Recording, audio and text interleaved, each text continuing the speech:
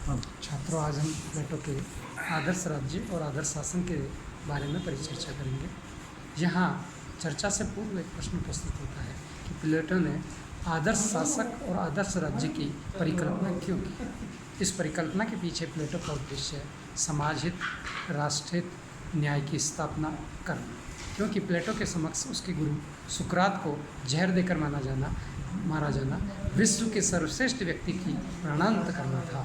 ऐसी स्थिति में प्लेटो कहता है कि ये न्याय नहीं, अन्याय है। इसके लिए अगर कोई जिम्मेदार है तो शासन व्यवस्था जिम्मेदार है, और शासन व्यवस्था जिम्मेदार है तो उसके पीछे क्या कारण है? शिक्षा का अभाव होना, प्रशिक्षण का अभाव होना, शासन की नीतियों का अभाव होना, न्याय के स्थान पर अन्याय होना। और अन्याय व्यक्ति जानकर अगर नहीं करता है तो अज्ञान के वश होता है। इसलिए अज्ञान को दूर करना आवश्यक है, और अज्ञान को दूर करने के लिए शिक्षा आवश्यक है। और शिक्षा के से परिपूर्ण व्यक्तित्व निर्माण के पश्चात भी व्यक्ति भ्रष्ट न हो, अपने कर्तव्यों की पालना करता रहे। इसके लिए प्लेटो साम्यवाद की स्थापना करने की बात करता है। वो कहता है mental melody by mental cure, मानसिक बीमारी का मानसिक इलाज होता है, उसी प्रकार से शारीरिक बीमारी का शारीरिक इलाज हो। इसी बात को प्रतिबिंबित करते हुए कहता है कि समाज में व्याप्त बुराइयों को दूर करने के लिए उसका सामाजिक निदान करना होगा, और मानसिक बीमारी को दूर करने के लिए मस्तिष्क और आत्मा का निर्माण करना होगा। इसलिए प्लेटो शिक्षा की बात करता है, और शिक्षा की बात करते समय प्लेटो कहता है जन्म से पूर्व ही शिक्षा आरंभ हो जाती है,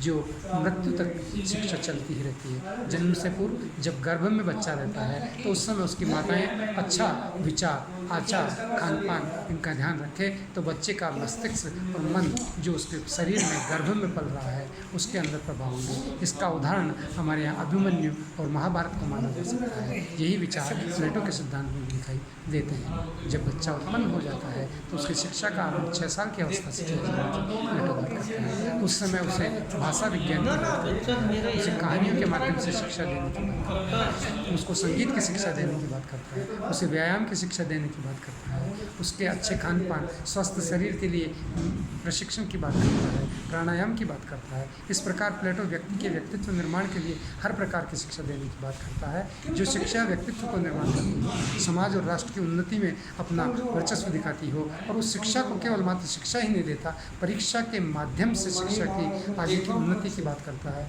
और प्लेटो की शिक्षा 2 प्रकार से प्रभावित करती है कि पहले प्राथमिक शिक्षा और फिर उच्चतर शिक्षा की बात करता है। प्राथमिक शिक्षा के पश्चात परीक्षा होगी, उस परीक्षा में जो पास हो जाएंगे वो उच्चतर शिक्षा में प्राप्त करेंगे, और जो उच्च शिक्षा में भी पास हो जाएंगे वो फिर दार्शनिक शासक के रूप में जाएंगे। फिर उन्हें 15 साल के लिए वो प्लेटो जो है प्रशिक्षण की बात करता है, व्यवहारिक ज्ञान की बात करता है। व्यवहारिक ज्ञान की समाप्ति के पश्चात ही व्यक्ति एक शासक बन सकता है। अतः हम कह सकते हैं कि प्लेटो की शिक्षा सिद्धांत की जो योजना है वो आरंभ से अंत तक व्यक्ति के जीवन से मुक्ति तक के लिए शिक्षा प्रारंभ होती है। इसीलिए रिपब्लिक के बारे में रूसो कहते हैं कि प्लेटो की ये जो पुस्तक है, जो शिक्षा पर लिखा गया श्रेष्ठतम शास्त्र है, और इसी को आधार मान करके बर्टोल्ड रसेल भी कहते हैं कि शिक्षा का अगर कहीं आरंभ देखा जाए तो प्लेटो के चिंतन में देखा जा सकता है। और प्लेटो इस शिक्षा की जो बात करता है वो सुकरात के माध्यम से शिक्षा की बात करता है, क्योंकि उसकी जो दिन शैली है वो दिन शैली उसकी संवाद की शैली है। एक ओर वह प्रश्न पूछता है, दूसरी ओर उत्तर देता है, तीसरी ओर फिर उत्तर से ही प्रश्न निर्मित रहते हैं। इस प्रकार से